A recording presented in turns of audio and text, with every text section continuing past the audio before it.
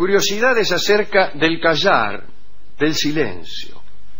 Vamos a citar a personajes famosos que hablaban poco, o también nos referiremos a cuestiones de etiqueta que imponían cerrar la boca, e incluso hablaremos muchísimo de algunos grupos religiosos que tuvieron y tienen aún como premisa el silencio. Algunos historiadores han dicho que el silencio ha sido uno de los elementos esenciales de muchas religiones. En la antigüedad clásica se privilegiaba una retórica elocuente y verborrágica.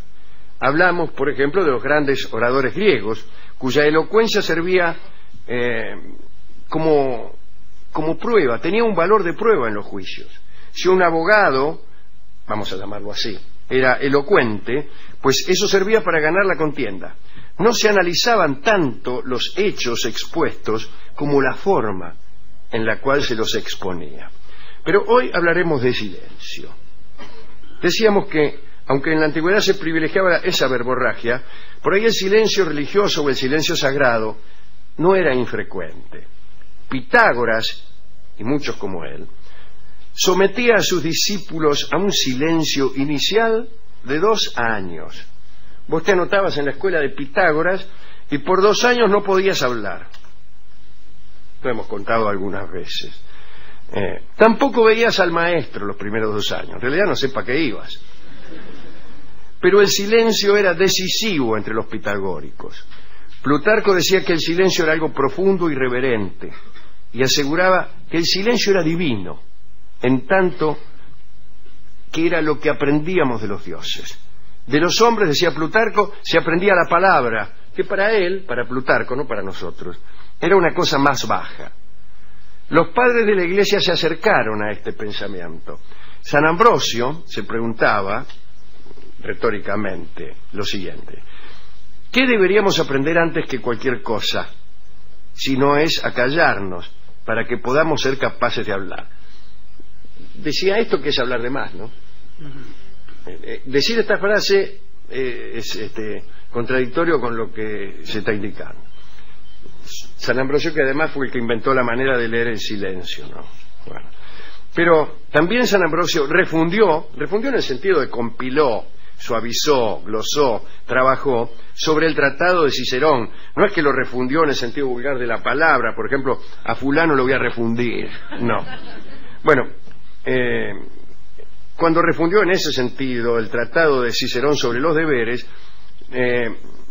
lo convirtió en un manual de conducta para clérigos, cosa que Cicerón desde luego no se proponía, toda vez que cuando él escribió aquel tratado no había ni clérigos ni siquiera cristianos. Bueno, en esa obra San Ambrosio incluye la recomendación de silencio como muestra de pudor y vergüenza. Y el silencio siempre fue una señal de gravedad. Hablar demasiado ha parecido como una señal de vacuidad o de ligereza. Se ha relacionado la reserva verbal con la nobleza y, por el contrario, la locuacidad con la bajeza. El charlatán, ¿no? El hombre que se ganaba la vida hablando en la plaza del mercado. El Papa Pío V publicó un decreto especial en el año 1568. Tenemos aquí el texto, en el que se dice que está prohibido charlar en las iglesias. Me parece muy bien eso. San Carlos Borromeo, arzobispo de Milán, impuso la pena de 10 días en cana, pan y agua a quien conversara en la iglesia.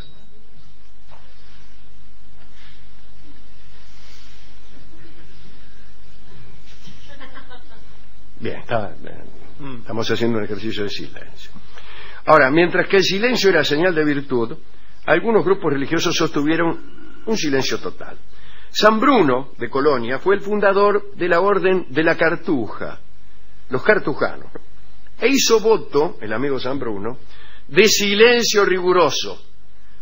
Él y todos los monjes que lo siguieron, ¿no? Se retiraron al desierto de la Chartroise, cerca de Grenoble, donde cada uno empezó a vivir al estilo de los antiguos anacoretas de la Tebaida, pero no en la Tebaida, sino aquí donde les acabo de decir. Y hay una anécdota graciosa acerca de San Bruno. Cierto personaje visitó el taller de un escultor famoso, que ni me acuerdo quién era, y vio una de las estatuas con las cuales el escultor estaba trabajando, y quiso hacer un cumplido, ¿no? Che, qué linda estatua, qué sé yo, un cumplido clásico, por otra parte, y le dijo, qué belleza, qué maravilla, solo le falta hablar.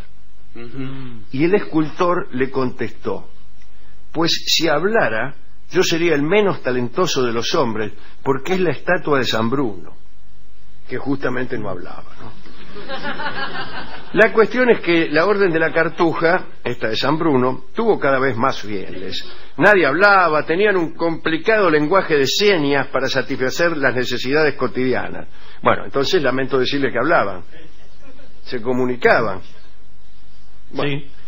Cuando otros religiosos hablaban acerca del valor de las palabras edificantes, los cartujos escribían acerca de los peligros espirituales de la locuacidad. Bueno, pero se puede ser demasiado hablador escribiendo.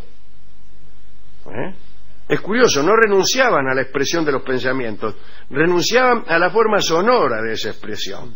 Pero escribían tranquilamente, y escribían 20 páginas para decir nada. Macedonio Fernández, refiriéndose a Víctor Hugo, lo calumnió del siguiente modo: ¿qué querés con ese gallego? El lector se fue y él sigue hablando. Extraordinario. Bueno, en el siglo XIV, ya muerto San Bruno, vamos a darlo por muerto, pobre San Bruno, debe haber muerto en silencio además. Ya muerto San Bruno, el Papa Urbano V quiso dar a esta orden de los cartujanos, que no hablaban, una muestra de aprecio y consideración. Y se lo voy a favorecer, estos tipos que son buena gente. Y decidió reformar las reglas austeras de aquella orden, haciéndola más suave en algunos aspectos. Como, por ejemplo, en el referente a no hablar. Digo, bueno, desde ahora pueden hablar. Y el proyecto indignó a los cartujos y enviaron una carta toda llena de objeciones, una carta de 20 páginas. Urbano, pensando que les estaba haciendo un favor, decidió seguir adelante con esa reforma, es decir, decidió dejarlos que hablaran. Y entonces apareció en el Palacio Papal de Aviñón, por la época de los papas en Aviñón, una comitiva muy extraña. Era una delegación de ancianos cartujos que desfilaron silenciosa y tristemente ante Urbano V y su corte.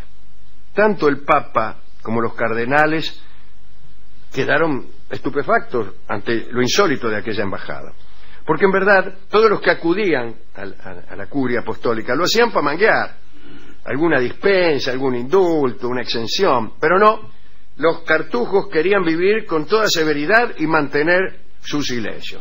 Entonces Urbano no continuó con sus reformas y tampoco ni siquiera los obligó a que le dirigieran la palabra y ni los atendió. Lo dejó nomás que hicieran lo que quisieran, o mejor dicho, los dejó nomás que no hicieran lo que quisieran. Los cuáqueros, aquellos tipos que temblaban, ¿no?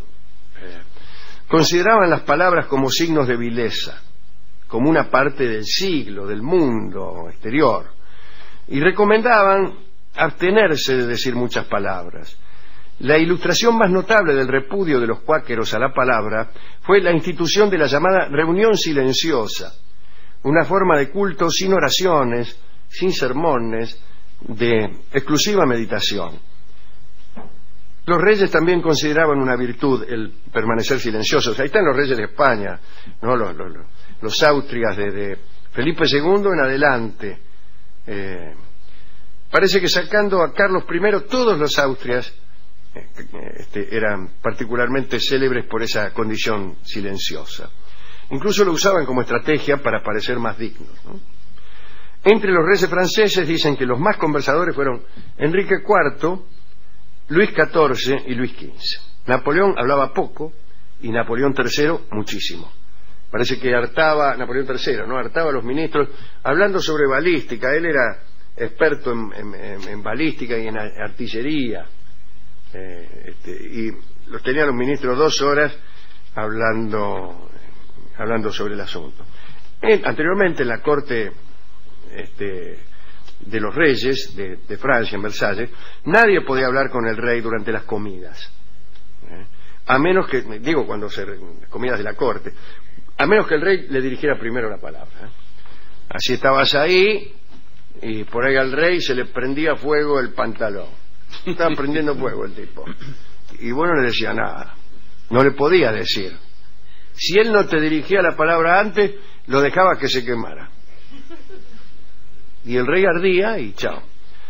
Si el rey no estaba muy elocuente, a veces, nada más que para facilitar la comida, decía una frase cualquiera como para dar permiso a los demás a que hablaran.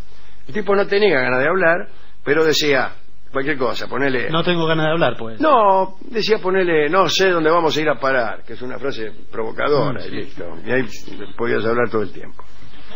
Yo he visto también ahí en la provincia de Buenos Aires a los trapenses que hacen voto de silencio y que saludan con inclinaciones de cabeza, con sonrisa, pero no hablan. ¿Hablarán los animales? No lo sé. Melampo, un personaje de los mitos griegos, tenía la facultad de oír el lenguaje de los animales, no solo de oírlo, sino de entenderlo. Pero bueno, esos son mitos. Hemos ido a la discoteca a buscar un disco que ilustrara esta vocación silenciosa. Sí. Debe haber algo. Debe haber, no sé. Algún tango que se llame Silencio. Sí, Tiene que haber.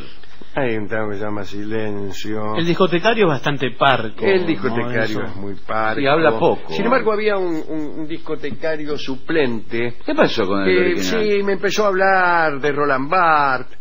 Mira qué bien. Dice, mire, Silencio, lo que es producido, dice, exclusivamente para no ser signo, por ahí termina siendo signo. Eso le dijo tomando mate. Qué avanzado. Claro. Se recupera como signo el silencio. Y casi no hay manera de que no signifique algo. Pero es fantástico. No hay manera de que el silencio no signifique algo. Significa, por empezar, lo dice el propio Barthes, me parece, soy silencioso. Significa eso. Bueno, pero entonces ya salí corriendo y me compré un disco yo, que es esta milonga tan linda de Omar Moreno Palacios, que escucharemos cantada por su autor y que se llama Nunca te dije nada. Evidentemente es una milonga que habla sobre estos asuntos de silencio. Adelante.